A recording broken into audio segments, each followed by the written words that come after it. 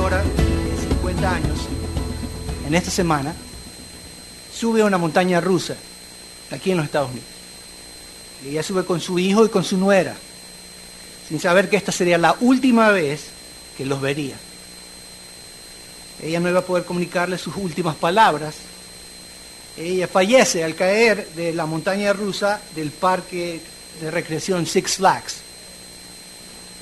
En una curva ella se cae y that was it. Era de noche, ni siquiera sabían dónde estaba ni dónde cayó. El hijo tuvo que aguantar todo el ride para poder ir a buscar a su mamá. Trágico. Un grupo de personas se embarca en la ciudad de Madrid, va a viajar en un tren hasta Ferrol y el tren se descarrila de repente, y hay muertos al número de 77, más de 130 heridos. Ninguno pudo comunicar sus últimas palabras. Déjeme hacer una pregunta. Lo mismo pasó en Hialeah. ¿Cuántos fueron los muertos que murieron? Como 7 muertos. 7 muertos. Déjeme hacer unas preguntas. Si usted pudiera comunicar sus últimas palabras a sus seres queridos, ¿qué les diría? ¿Qué cosas les diría? Bueno, nosotros tenemos que al apóstol Pedro le fue dada esa oportunidad de comunicar sus últimas palabras, so to speak. Y eso lo encontramos ahí en 2 de Pedro 2, del 13 al 14. Ahí no voy a entrar directamente, pero solamente Pedro lo menciona ahí, que estas son sus últimas palabras. Es la primera carta que fue escrita alrededor del año 64 después de Cristo, AD sería. Y la segunda carta es escrita en el año 67. Fueron escritas antes de su muerte por crucifixión. El que lo crucifica no es nada más ni nada menos que Nerón, al que se lo conoce como la bestia. Este emperador al mismo tiempo capturó a Pablo y él fue el que lo mandó a decapitar. So, él capturó a los dos. Capturó a Pedro y lo crucificó boca arriba. Y esto porque Pedro insistió en morir de esta manera, boca arriba. Y lo hizo, de acuerdo a la tradición, con Pedro crucificándolo, es porque Pedro no era romano, era judío, era un extranjero, era un pasajero en la ciudad. Y por eso lo humilló de esa manera. A Pablo lo decapitó porque él era ciudadano romano. Pero, sin embargo, Pedro nos está hablando. Vamos a ver qué es lo que nos dice. Como ustedes saben, Pedro fue uno de los 12 apóstoles del Cordero. Él fue llamado personalmente por Cristo, fue comisionado por Él, fue testigo de su resurrección, era el líder de los 12 apóstoles y aparece primero en todas las listas de los apóstoles, en Mateo 10, en Marcos 3, en Lucas 6, en Hechos 1, siempre Pedro aparece como el primero. Tenemos más información que él, dice un comentarista, en los 4 evangelios que sobre cualquier otra persona aparte de Cristo. Hay mucha información sobre Pedro. La iglesia fue edificada por las palabras de estos hombres, inspirados por Dios. Las palabras de Pedro, entonces, son reales, son relevantes y son reveladoras y extremadamente prácticas para nosotros como creyentes hoy. Él se identifica como el autor de la carta. Ahí estamos en 1 de Pedro, capítulo 1, versículo 1. Usted puede ir ahí.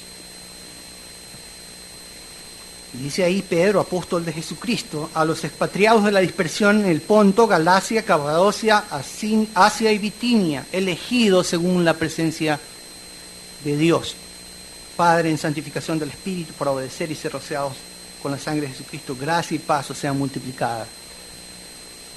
Pedro se identifica como el autor de esta carta. Y no solamente el autor, pero además él está comunicando un mensaje a los elegidos. Y noten que dice que son elegidos según la presciencia.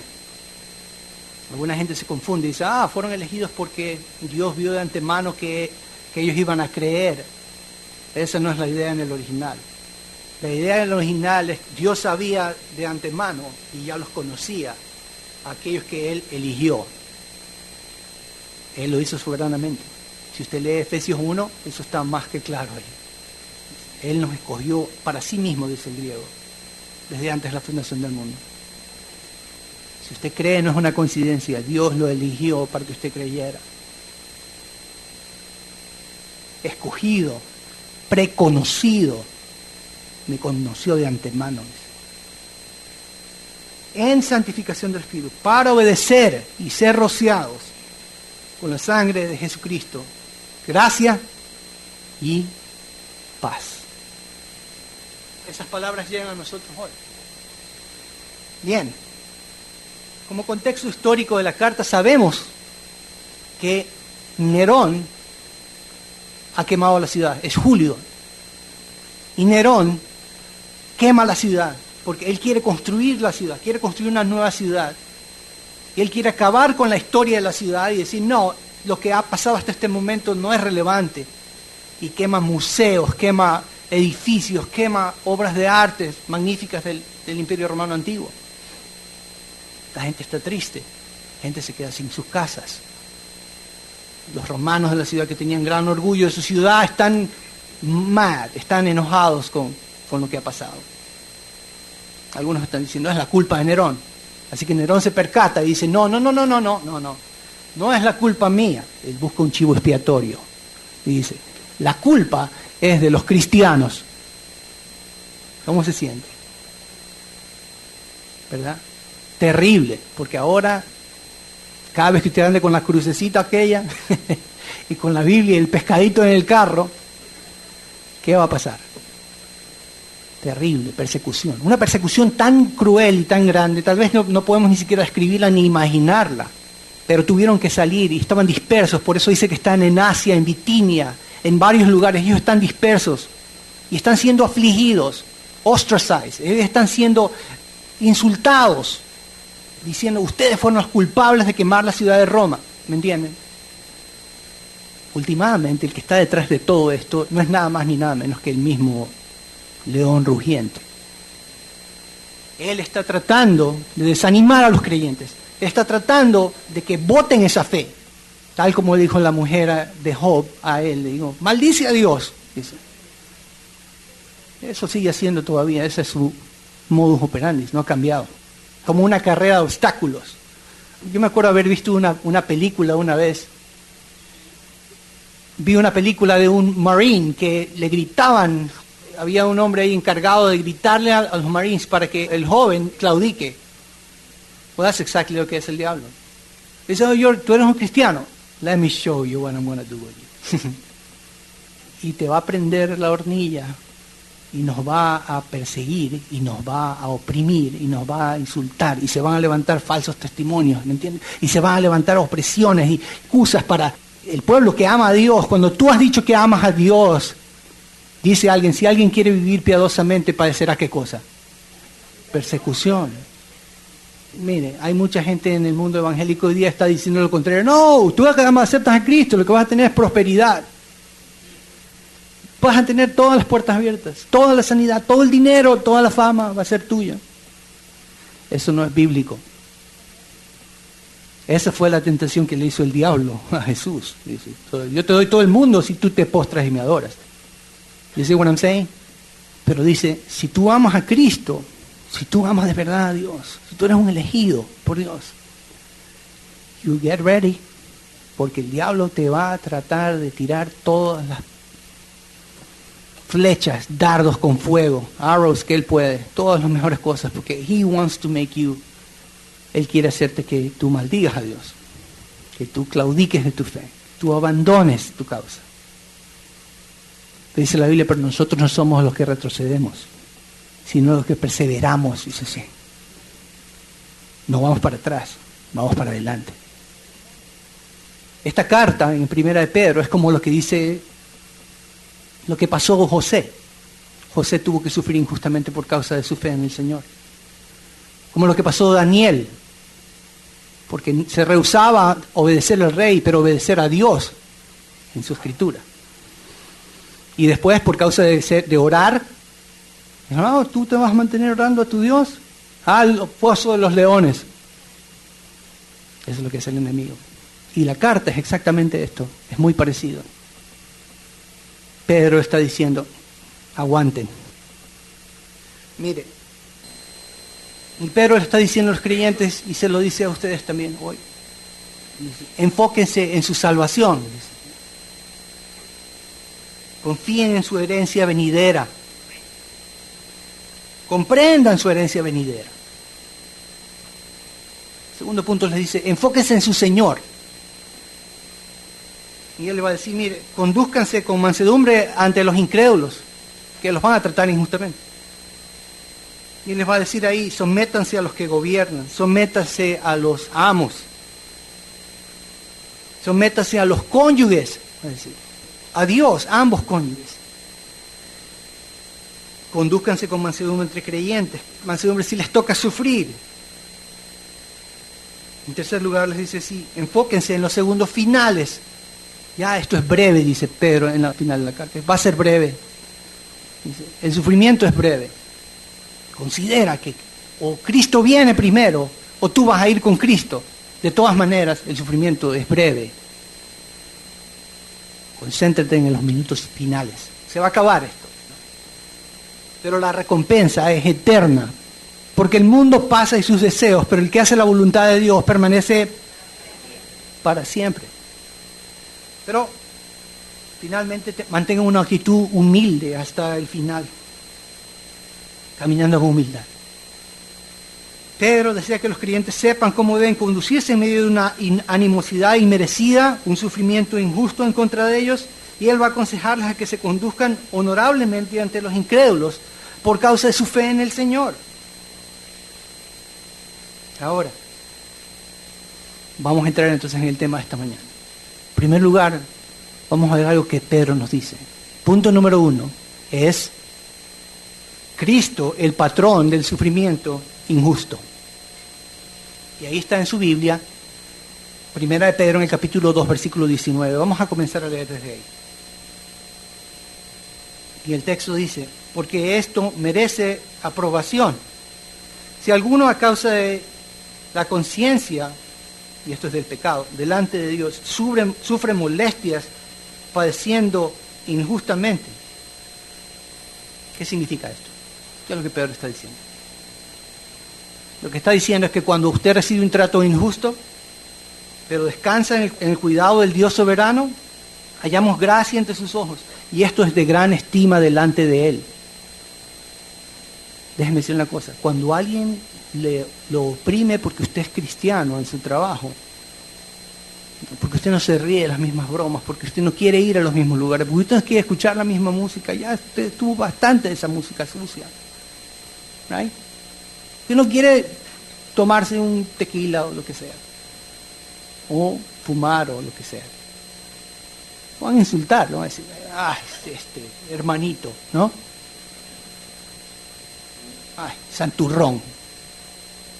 Y lo van a oprimir y van a tratar de hablar con el jefe para ver si lo votan, porque como usted es demasiado santurrón, usted es religioso, es religiosa esta persona, vótelo, jefe. ¿Sabe una cosa? Dice, si usted se enfoca en el cuidado soberano de Dios, dice, no, Señor, tú eres el que me vas a cuidar el trabajo. Yo voy a confiar en que tú me cuidas, tú eres mi pastor, tú eres el que me provees, yo camino encima del agua, entro al horno de fuego y voy contigo, porque tú vas conmigo y no me voy a quemar. Tú abres el mar rojo para mí. Cuando tú descansas en el cuidado soberano de Dios, entonces hayas gracia delante de los ojos de Dios. Esa misma idea se repite para las mujeres.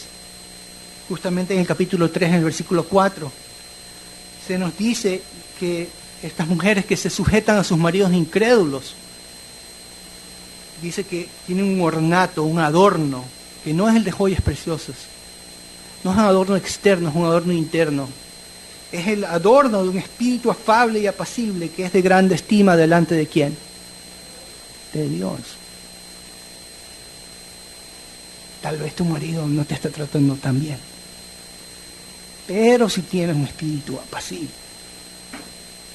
si confías en el cuidado de Dios para ti, entonces estás ganando la atención, no del mundo, estás ganando la atención de ¿quién? De Dios.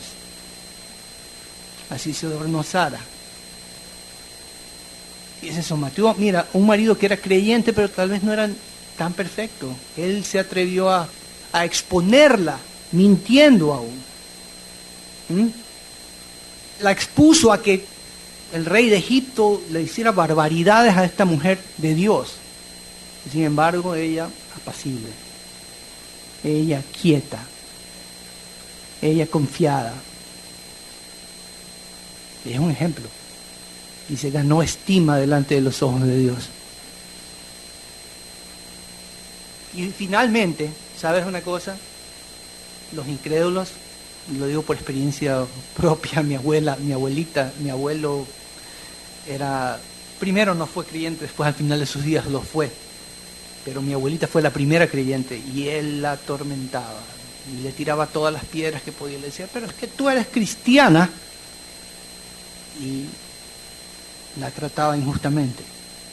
Pero mi abuela a las 4 de la mañana con su Biblia. Apacible, quieta. Finalmente mi abuelo comenzó a ver la luz. Mi esposa está haciendo esto por algo. ¿Entiendes? Y él comenzó a leer la Biblia. Y la Biblia quedó gastada en el libro de Salmos especialmente. Al final, sí. La fe de esta mujer lo tornó alrededor. Ganados sin palabras, dice, solamente por la fe y la perseverancia. Dios es glorificado cuando uno sufre injustamente. Dios se lleva el crédito porque los incrédulos no lo pueden entender. Dice, ¿cómo puede ser que este aguanta tanto? Dice, aguanta el desprecio, aguanta la humillación, aguanta... ¿Qué es lo que tiene esta persona? ¿Entienden? Y el Espíritu de Dios usa esas cosas para resucitarlos a la vida, a la luz. Pero bien, versículo 20 dice, pues qué gloria, mérito, alabanza, estoy volviendo al capítulo 2. Dice, porque qué gloria, esto es mérito, alabanza, si pecando sois abofeteados y lo soportáis. Mas si haciendo lo bueno sufrís y lo soportáis, esto ciertamente es aprobado delante de Dios. Ves nuevamente, y ahí la palabra es la palabra haris. Esto haya gracia delante de Dios. Dice Pedro, está diciendo aquí. Sí, ¿qué gloria vas a tener si pecas y te abofetean y tú lo aguantas? Te condena porque estás haciendo algo malo. ¿Cuánto más si haciendo lo bueno vas a sufrir y lo soportas con paciencia? Esa es la palabra upomón. Upomeno, que es aguantar, resistir. Dice, cuando aguantas, entonces ciertamente la gracia de Dios está contigo. Tienes gracia delante de Dios. En Mateo 5:11 dice lo siguiente, bienaventurados sois, la palabra es ahí que Dios los bendice. Dios te bendice, es la idea. Cuando por mi causa os vituperen y os persigan y digan toda clase de mal contra vosotros mintiendo, gozaos y alegraos, porque vuestro galardón es grande en los cielos, porque así persiguieron a los profetas que fueron antes de vosotros. Eso es lo que Pedro tiene en mente. De hecho, si vas a entender lo que dijeron los apóstoles, tienes que entender lo que dijo Cristo. Porque ellos están basando toda su teología y explicando todas estas cosas en base a lo que dijo el Señor. Ellos no estaban tratando de reinventar el ministerio, estaban sencillamente sujetándose al modelo del ministerio, modelo bíblico, escritural. Versículo 21 dice, pues para esto, ¿para qué cosa? Para aguantar con paciencia, para resistir debajo del cuidado de Dios, debajo del concepto de que Dios es soberano, que Dios cuida de mí. Fuisteis llamados, esa palabra llamados siempre tiene que ver con la salvación, llamados a la salvación, llamamiento celestial, porque Cristo padeció por nosotros dejando ejemplo, y esa palabra es la palabra hipógramos, de hecho jupógramos, que significa patrón de calcar. ¿Ustedes se acuerdan cuando eran niños agarraban una moneda y ponían un papel encima y entonces la calcaban? ¡Wow! La imagen que estaba en la moneda pues quedaba dibujada en el papel. Bueno, nosotros somos el papel. Cristo es la imagen. De hecho, Dios está pintando encima. y la imagen de abajo es la de Cristo. Y dice, porque para esto también Cristo padeció por nosotros, dándonos ejemplo, un patrón de calcar, para que sigáis sus pisadas, el cual no hizo pecado ni se halló engaño en su boca, y que cuando le maldecían no respondía con maldición. Eso es abuso verbal o insulto. Lo insultaban, pero él no insultaba de vuelta, es lo que quiere decir. Y cuando padecía no amenazaba, sino que encomendaba. Esa palabra es paradidomi, y paradidomi significa que él daba. Y la palabra está en el tiempo imperfecto, que es una acción continuada en el pasado, es decir, que lo hacía repetidamente. O sea que lo insultaban y él repetidamente dice que encomendaba, que le entregaba, que le daba a Dios las ofensas. Cuando te tratan injustamente, trata de vivir de esa manera. Dáselo a Dios. No insultes de vuelta. Esta es nuestra tendencia carnal y natural. ¿Verdad? Mejor entregar repetidamente. Señor, tú sabes lo que me están haciendo.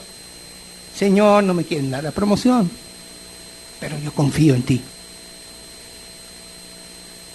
Este otro me acaba de ganar el premio del empleado del mes, pero yo fui el que trabajé más. Eso es injusto.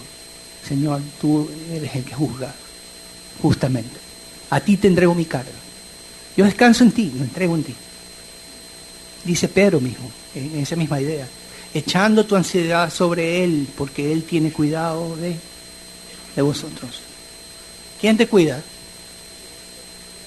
¿Quién es tu soberano? ¿Quién es tu Señor? ¿Quién te eligió? ¿Quién tiene el derecho de proveerte? A veces no entendemos esa idea de Señor, pensamos que es un título etéreo. Tenía que ver con alguien que era dueño de esclavos. Y ese esclavo, ese padre de familia, proveía para los de la casa, para el esclavo. Protegía, les daba vestido, les daba alimento, les daba comida, los cuidaba. Y si alguien se metía con el esclavo, ¿se metía con quién? Con el Señor. Cuando alguien te trata injustamente, encomienda tu causa. ¿A quién? A tu Señor. Pero bien, Cristo sin duda es nuestro ejemplo de cómo responder ante un trato injusto. Pero la muerte de Cristo es mucho más que un ejemplo de paciencia en medio del sufrimiento. Y Pedro quiere que entendamos esto. Y esto nos lleva al segundo punto. Cristo es el pago de la sanción. Es el centro del Evangelio, la sustitución de Cristo. El hecho de que Cristo pagó por nosotros. Todas las doctrinas están relacionadas. La redención está relacionada, la reconciliación está relacionada, la justificación está relacionada con la sustitución en el centro. Ahora dice Pedro, en capítulo 24, versículo parte A, dice, quien llevó anafero, tomó sobre sí el castigo. Él mismo nuestros pecados en su cuerpo sobre el madero. Mira que dice ahí, en el griego, dice hos autos, o sea, él dice así el griego, él mismo. O sea, no quiso que fuera un ángel, no quiso que fuera una religión. ¿Quién? Él mismo. Él mismo quiso pagar por nuestros pecados. ¿Eso excluye nuestras propias obras de ayuda? Él mismo llevó en su propio cuerpo nuestros pecados. Paul Washer, un misionero bautista del sur, él dice lo siguiente: Cristo es el Rey, corazón de león, y el Cordero que fue inmolado, el juez de toda la tierra, y el sacerdote que se sacrificó a sí mismo por los culpables. Él es el Rey, Él es el Señor, pero Él quiso sacrificarse por nosotros, los culpables. No fue un sacerdote levítico, ni el cuerpo de ningún chivo expiatorio, ni un toro, ni un macho cabrío, ni un cordero del pueblo. Él era el Cordero de Dios. El pueblo tenía que sacrificar un cordero por cada familia, o cada persona. Él es el cordero de Dios. Este no es el cordero del pueblo, es el cordero de Dios. Y es Dios mismo, por cierto.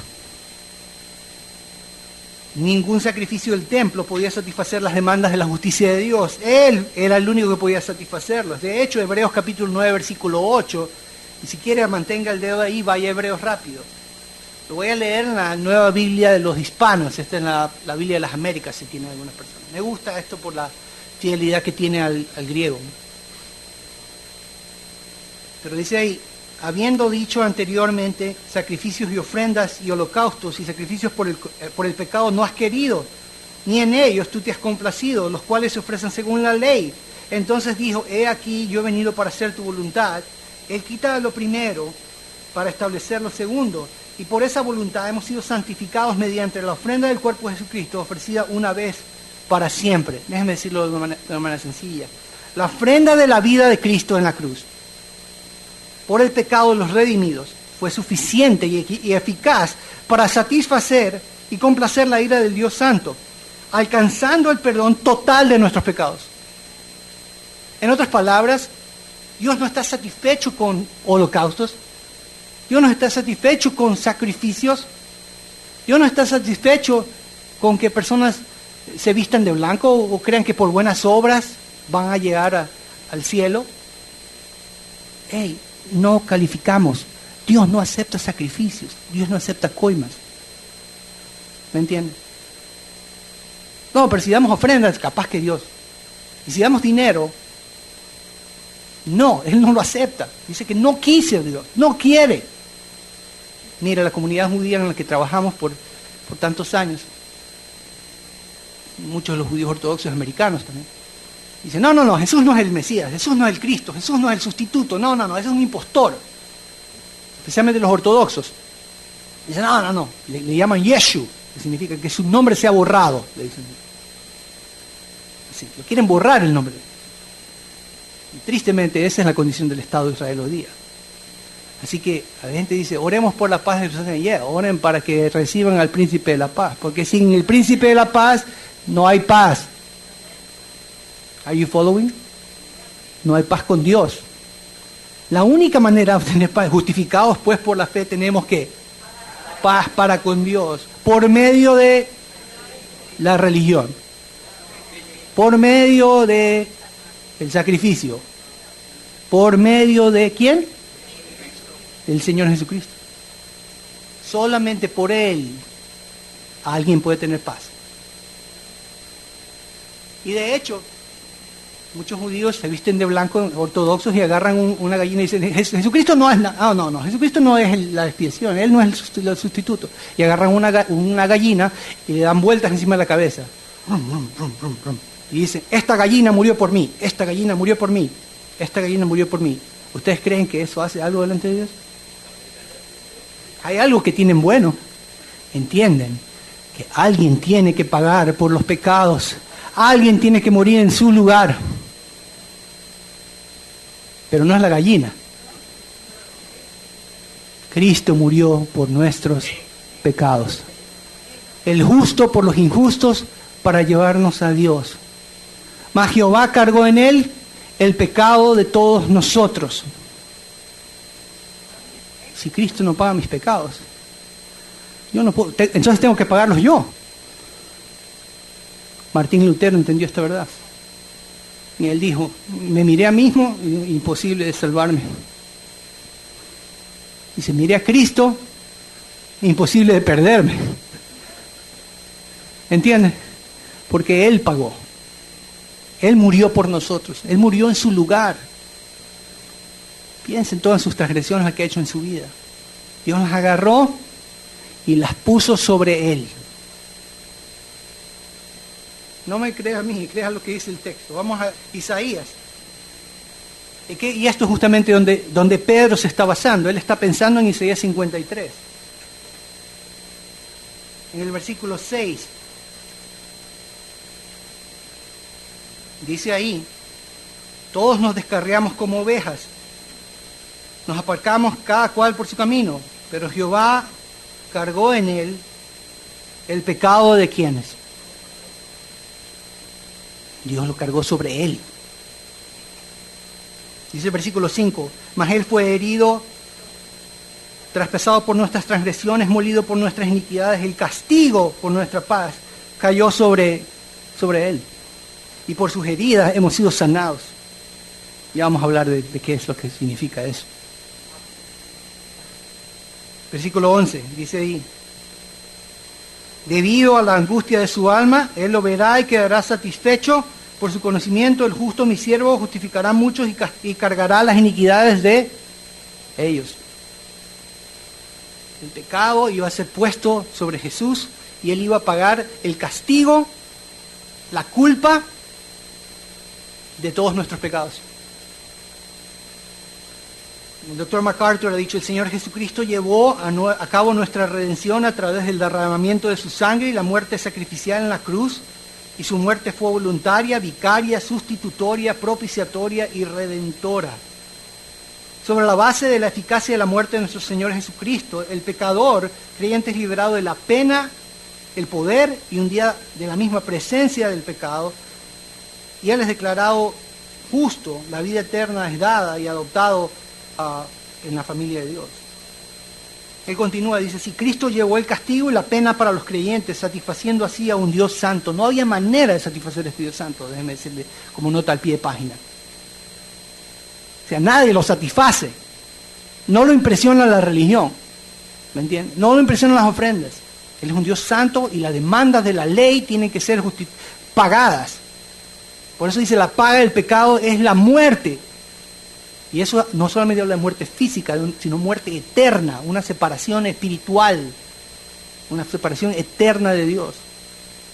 Pero dice el texto, ¿no? Romanos 6:23, ayúdenme. La paga del pecado es muerte, pero la dádiva de Dios es vida eterna en Cristo Jesús. Nosotros podemos tener vida eterna en Cristo Jesús, porque Cristo murió en nuestro lugar. Eso significa que Él pagó en nuestro lugar. Él es nuestro sustituto. El texto nos dice que murió en el madero. Murió en el madero. ¿Por qué dice el madero? ¿Por qué el madero? Hay algo más ahí. Y es que el libro de Deuteronomio, capítulo 21, versículo 22, 23, solo apúntelo, no quiero gastar mucho tiempo ahí. Hablaba de que es maldito todo aquel que es colgado de un madero. Así que Cristo, como dice Pablo en Gálatas 3:13, dice, Cristo nos redimió de la maldición de la ley, hecho por nosotros maldición, porque está escrito, maldito todo el que es colgado de un madero. Eso Pedro está diciendo, ¿sí? Cristo muere pagando por nuestra maldición. De hecho, déjeme decirle, toda transgresión de Dios es maldición. Desafío contra Dios, maldición. ¿Se entiende? Desobediencia contra Dios, maldición. ¿Se acuerda? Eso es lo que dice el libro de Deuteronomio. Y dice, maldito todo el que es colgado en un madero. Entonces Cristo viene y lo cuelgan de un madero. Y todo el pecado suyo y mío, todas las maldiciones que usted y yo teníamos que pagar, fueron puestas ¿sobre quién? Sobre Cristo. El justo por los injustos. Y ocurre algo tremendo. Porque entonces la justicia de Cristo me es imputada a mí. Y mis pecados son imputados ¿a quién? A Él. Y Él muere por nosotros. Leon Morris dice lo siguiente. La redención es sustitutiva, porque significa que Cristo pagó ese precio que no podíamos pagar. Lo pagó en nuestro lugar, para nuestra libertad. Justificación interpreta nuestra salvación judicial y que Él, Nuevo Testamento, ve a Cristo como tomando nuestra responsabilidad legal, se lo llevó o murió en nuestro lugar. La reconciliación significa la realización de las personas a estar en uno, a la toma de distancia de la causa de la hostilidad, en este caso la causa del pecado. Y Cristo elimina esta causa por nosotros. No podíamos tratar con el pecado. Él pudo y lo hizo de tal manera que se cuenta a nuestra cuenta. Propiciación apunta a la eliminación de la ira divina y que Cristo ha hecho. Esto lleva a la ira por nosotros. O Él se llevó la ira por nosotros. Fue nuestro pecado el que señaló hacia abajo.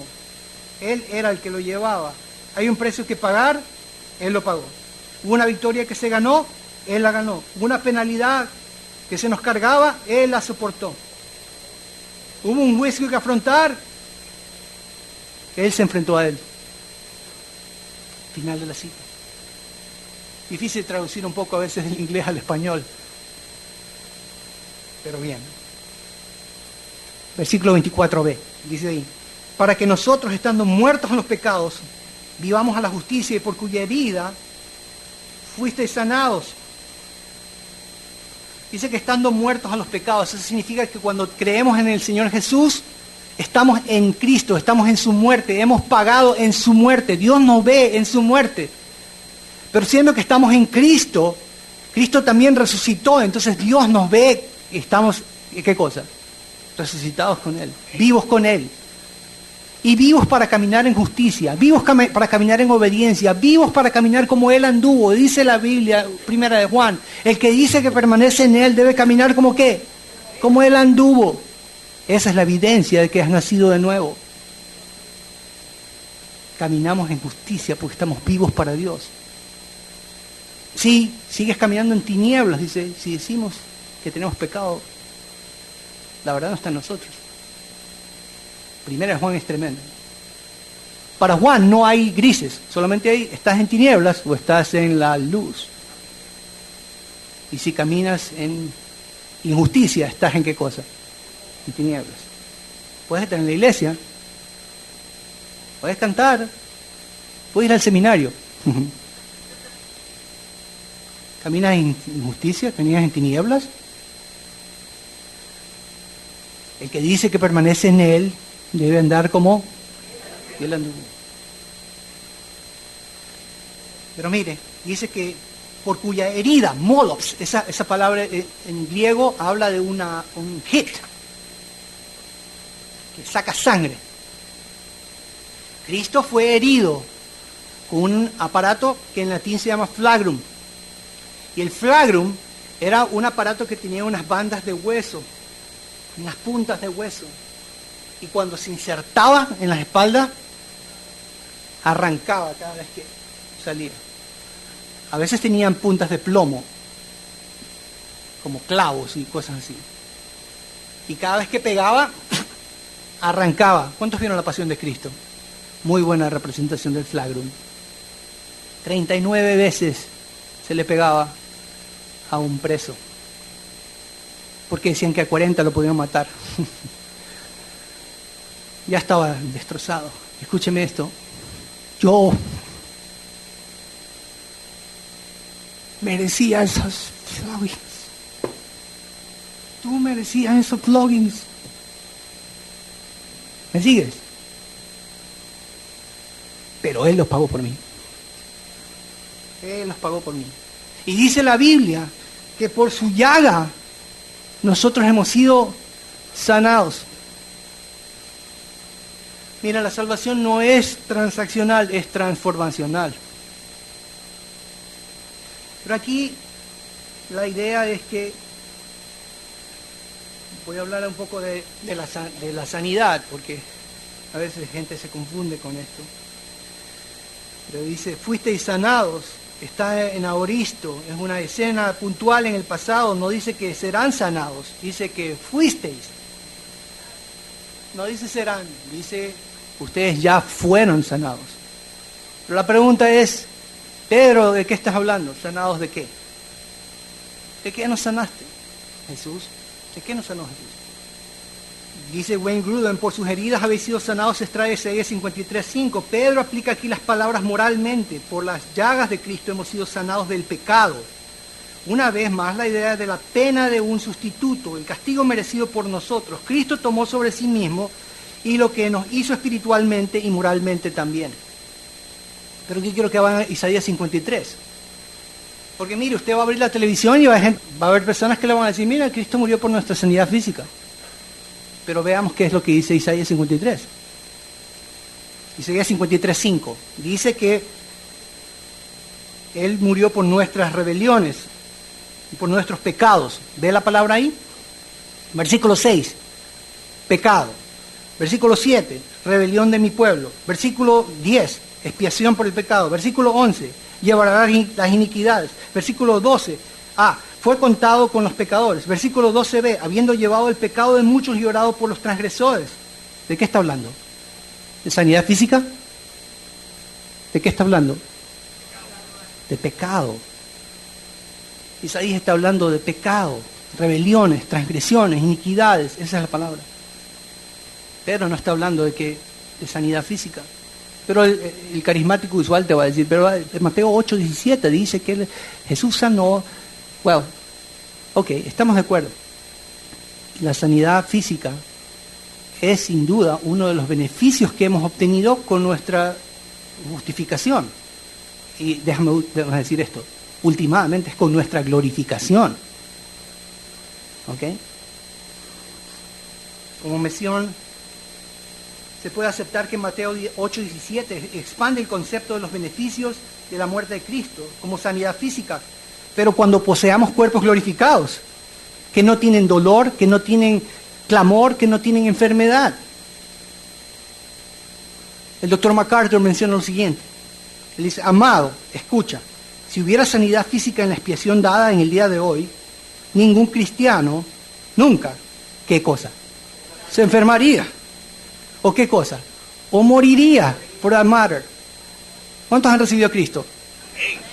¿Tiene gripe? Uy, me parece que no ha recibido a Cristo. ¿Me entienden? Y no quiero decir el resto de enfermedades más terribles, ¿no? Escúcheme. MacArthur continúa. ¿Cuán obvio es esto? Él promete sanidad en la expiación, pero en el futuro, en nuestra glorificación. Hemos sido sanados, pero de nuestro pecado, de eso fuimos sanados. No te sientas mal. Oh, tengo enfermedad, weón. Ok, la última parte. Dice ahí, Cristo el pastor de los sumisos.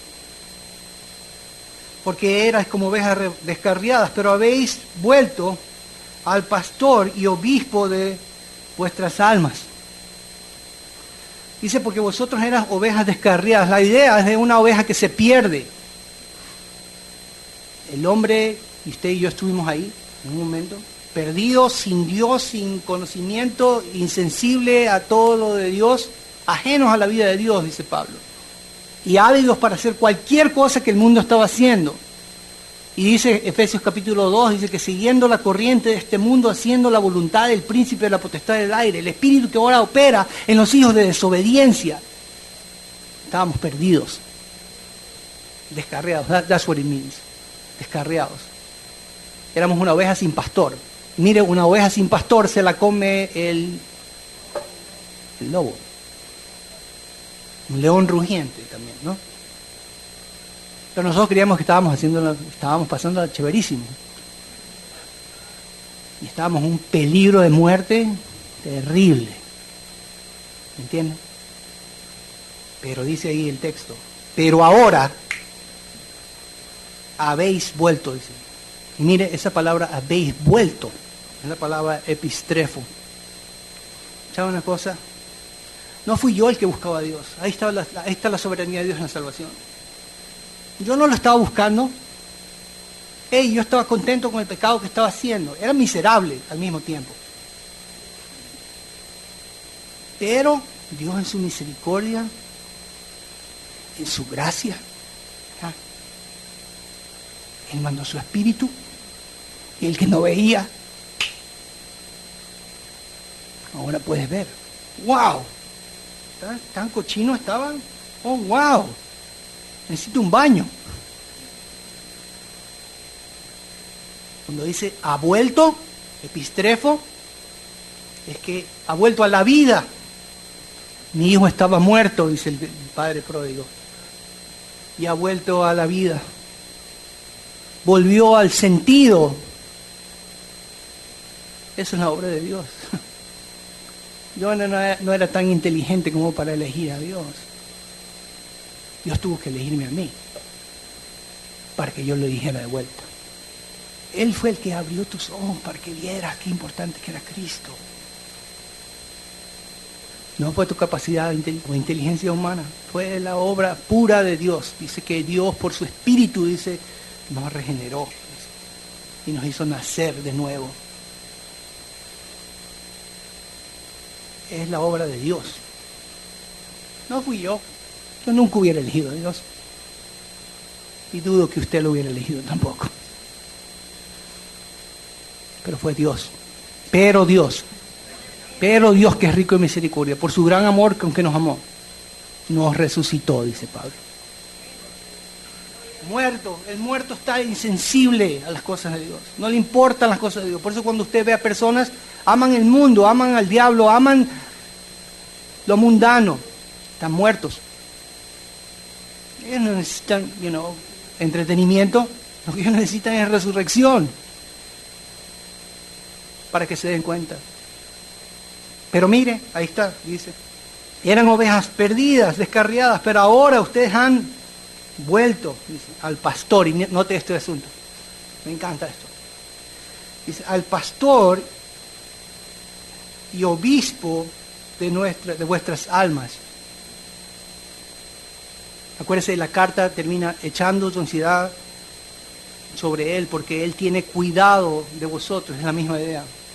Él es el que cuida a las ovejas. Él es el que cuida a los elegidos. Aunque pasen por cosas injustas, Él los cuida. Y Él es el pastor.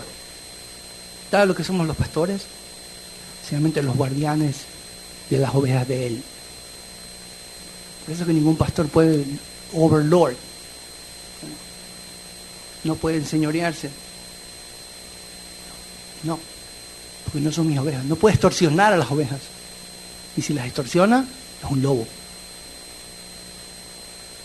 Y dice Pedro, ¿no? Ahí en el final de la carta dice, si no se enseñoreen, no le saquen provecho a las ovejas, porque el dueño de las ovejas es el príncipe de los pastores. Y cuando dice ahí, episcopos, el obispo, no estamos hablando de alguien que se disfrace de Drácula. Hoy está de moda, pastor, comprarse una toga de Drácula con una cruz.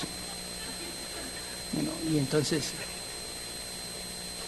no. Episcopo sencillamente significa uno que está por encima y tiene un episcopos, o sea, ve por encima. Eso es lo que hace el príncipe de los pastores con nosotros, nos protege. Él es el Señor. Pero los under shepherds, los que están debajo de los pastores, los ancianos pastorales, lo que hacen es sencillamente sobreveen, y tratan de cuidar al rebaño del Señor, de los lobos, de la falsa doctrina, de la maldad, del pecado. Finalmente,